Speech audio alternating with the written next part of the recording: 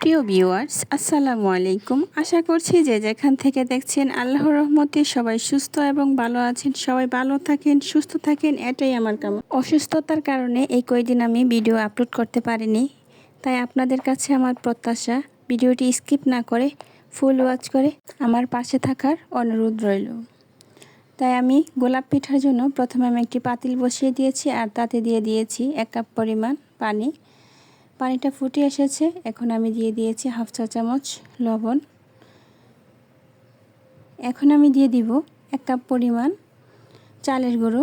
আমি এখানে শুকনো চালের গুঁড়ো ব্যবহার করেছি। এখন আমি চালের গুঁড়োটাকে কিছুক্ষণ জাল করে সেদ্ধ করে নেব।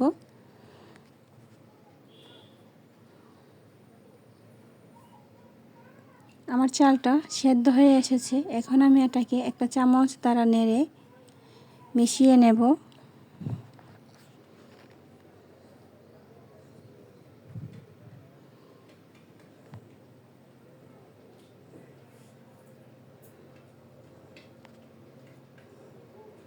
এখন আমি ডোটাকে একটা বলে নিয়ে নিয়েছি। এখন আমি এটাকে ভালোভাবে মেখে মসৃণ করে নেব। আমার ডোটা তৈরি হয়ে গিয়েছে। এখন আমি পিঠার জন্য কিছুটা ডো হাতে নিয়ে নিয়েছি, একটু তেল মেখে নিয়ে নিচ্ছি। আমি এখানে সয়াবিন তেল ব্যবহার করেছি, তেলটা অবশ্য কম পরিমাণে ব্যবহার করবেন। এখন আমি একটা রুটি বেলে নেব। আমি দেখিয়ে দিচ্ছি রুটিটা কীরকম পাতলা হবে। এখন আমি একটা কাটার দিয়ে এটাকে কেটে নিব। আপনারা কাটা না থাকলে বয়ামের মুখ দিয়ে কেটে নিতে পারেন।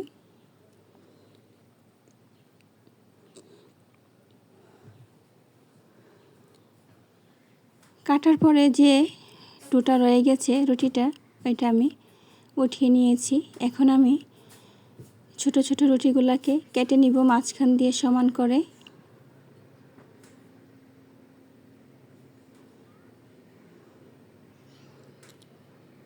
এখন আমি চিরুনি দিয়ে একটু ডিজাইন করে নিব।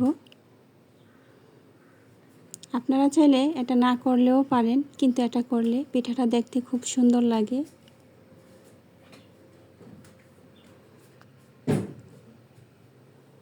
এখন আমি পিঠাটা বানিয়ে দেখিয়ে দিচ্ছি, আপনারা ভালোভাবে লক্ষ্য করুন। একটু যদি স্কিপ করেন তাহলে শিখতে পারবেন না।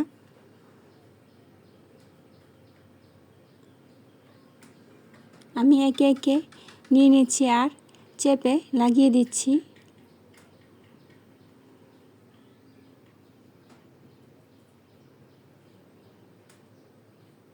একদম ইজি গোলাপ পিঠা তৈরি করা।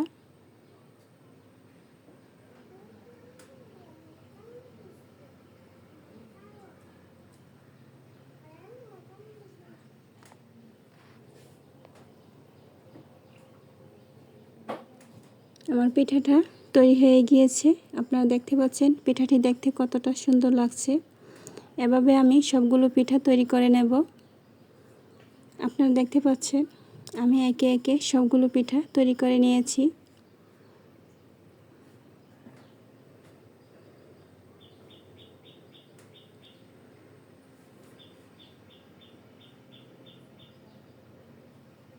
এখন আমি চুলায় একটি কড়াই বসিয়ে দিয়েছি আর তাতে দিয়ে দিয়েছি হাফ লিটার পরিমাণ সয়াবিন তেল। এখন আমি পিঠাগুলোকে একে একে দিয়ে ভেজে নিব।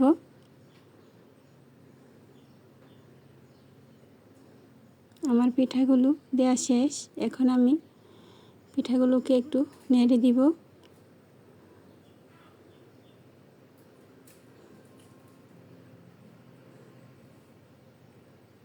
পিঠাগুলোকে আমি এখন উল্টে দিব।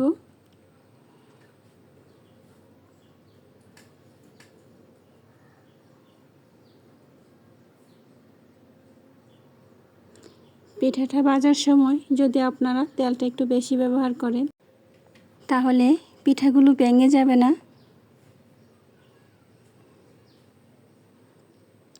আমি পিঠাগুলোকে আরও একবার উল্টে দিয়েছি। আপনারা দেখতে পাচ্ছেন পিঠাগুলো সুন্দর একটা কালার চলে এসেছে। এখন আমি পিঠাগুলোকে উঠিয়ে নেব।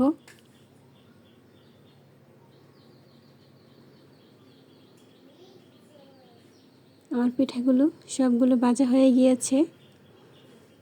ভাজার পরে আরও সুন্দর একটা কালার চলে এসেছে। আশা করছি বাসায় একবার ট্রাই করবেন।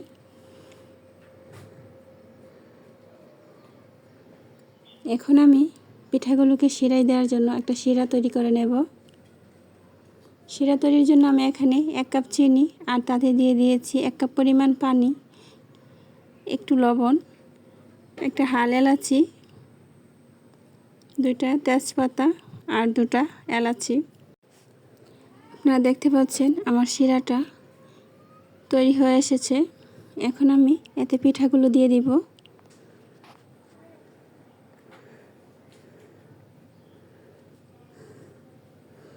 পিঠাগুলো শিরাটা খেয়ে নিচ্ছে আর তাতে পিঠাগুলো অনেক সফট হয়ে যাবে। আমি পিঠাগুলোকে আবার উল্টে দিচ্ছি যেন চারপাশ শিরাটা লেগে যায়। আপনাদের সুবিধার্থে আমি এখানে অল্প কিছু পিঠা শিরাই দিয়ে দেখিয়ে দিচ্ছি। শিরা থেকে ওঠানোর পরে আমি আবার পিঠাগুলোর উপরে কিছুটা শিরা দিয়ে দিচ্ছি। আশা করছি আজকের পিঠার রেসিপিটি আপনাদের কাছে অনেক ভালো লেগেছে। আর ভালো লেগে থাকলে প্লিজ আমার চ্যানেলটিকে সাবস্ক্রাইব করে দিন। বেল বাটনে অবশ্যই ক্লিক করে দিবেন যেন যে কোনো রেসিপি দেয় না কেন সঙ্গে সঙ্গে পেয়ে যান। আজকের রেসিপি সম্পর্কে লাইক দিয়ে কমেন্ট বক্সে আপনার মূল্যবান মতামত প্রকাশ করুন। Thanks for watching. আসসালামু আলাইকুম।